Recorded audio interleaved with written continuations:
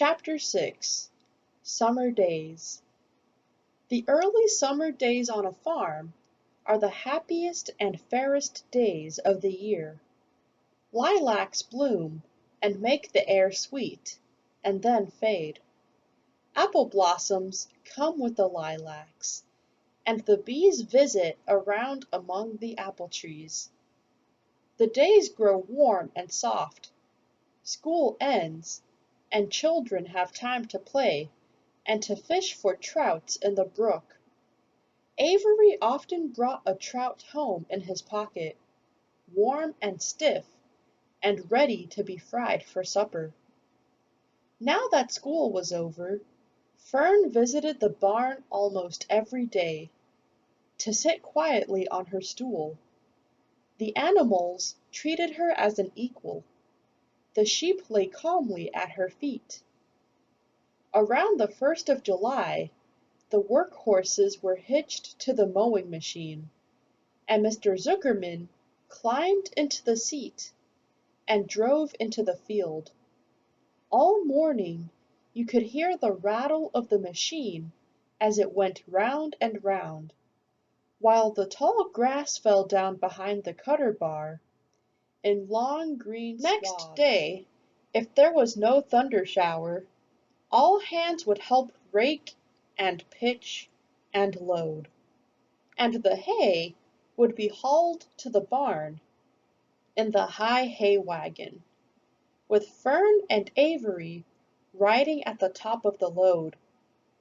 Then the hay would be hoisted, sweet and warm, into the big loft, until the whole barn seemed like a wonderful bed of timothy and clover. It was fine to jump in, and perfect to hide in. And sometimes Avery would find a little grass snake in the hay, and would add it to the other things in his pocket. Early summer days are a jubilee time for birds. In the fields, around the house, in the barn, in the woods, in the swamp, everywhere love and songs and nests and eggs. From the edge of the woods, the white-throated sparrow, which must come all the way from Boston, calls, "Oh, Peabody, Peabody, Peabody," on an apple bough. The phoebe teeters and wags its tail and says, "Phoebe, Phoebe." The song sparrow, who knows how brief and lovely life is, says, "Sweet, sweet, sweet interlude, sweet, sweet, sweet interlude." If you enter the barn, the swallows scoop down from their nests and scold. "Cheeky, cheeky," they say. In early summer, there are plenty of things for a child to eat and drink and suck and chew. Dandelion stems are full of milk. Clover heads are loaded with nectar. The Frigidaire is full of ice-cold drinks. Everywhere you look is life. Even the little ball of spit on the weed stalk, if you poke it apart, has a green worm inside it. And on the other side of the leaf of the potato vine are the bright orange eggs of the potato bug. It was on a day in early summer that the goose eggs hatched.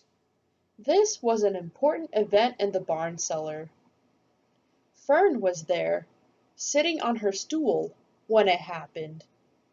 Except for the goose herself, Charlotte was the first to know that the Goslings had at last arrived. The goose knew a day in advance that they were coming. She could hear their weak voices calling from inside the egg. She knew that they were in a desperately cramped position inside the shell and were most anxious to break through and So she sat quite still and talked less than usual. When the first gosling poked its gray-green head through the goose's feathers and looked around, Charlotte spied it and made the announcement.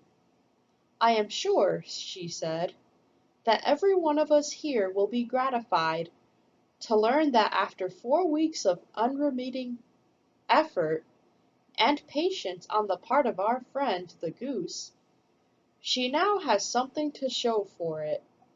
The goslings have arrived. May I offer my sincere congratulations." "Thank you, thank you, thank you," said the goose, nodding and bowing shamelessly. "Thank you," said the gander. "Congratulations!" shouted Wilbur. "How many goslings are there? I can only see one." "There are 7," said the goose. "Fine!" said Charlotte. "7 is a lucky number." "Luck had nothing to do with this," said the goose. "It was good management and hard work." At this point, Templeton showed his nose from his hiding place under Wilbur's trough. He glanced at Fern, then crept cautiously toward the goose, keeping close to the wall. Everyone watched him, for he was not well liked, not trusted.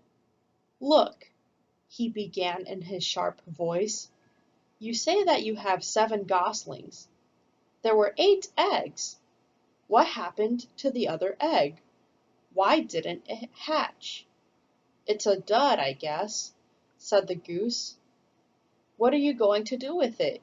continued Templeton, his little round beady eyes fixed on the goose. "You can have it," replied the goose. "Roll it away and add it to that nasty collection of yours." Templeton had a habit of picking up unusual objects around the farm and storing them in his home. He saved everything. "Certainly, said the gander. "You may have the egg, but I'll tell you one thing. Templeton, if I ever catch you poking your ugly nose around our goslings, I'll give you the worst pounding a rat ever took." And the gander opened his strong wings and beat the air with them to show he was strong and brave. But the truth is, both the goose and the gander were worried about Templeton. And with good reason. The rat had no morals, no conscience, no scruples, no consideration, no decency, no milk of rodent kindness, no compunctions, no higher feeling, no friendliness, no anything. He would kill a gosling if he could get away with it.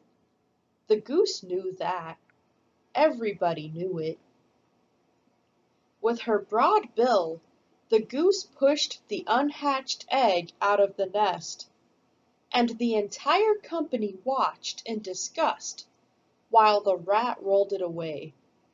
Even Wilbur, who could eat almost anything, was appalled.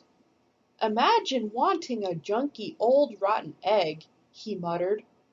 "A rat is a rat," said Charlotte. She laughed a tinkling little laugh.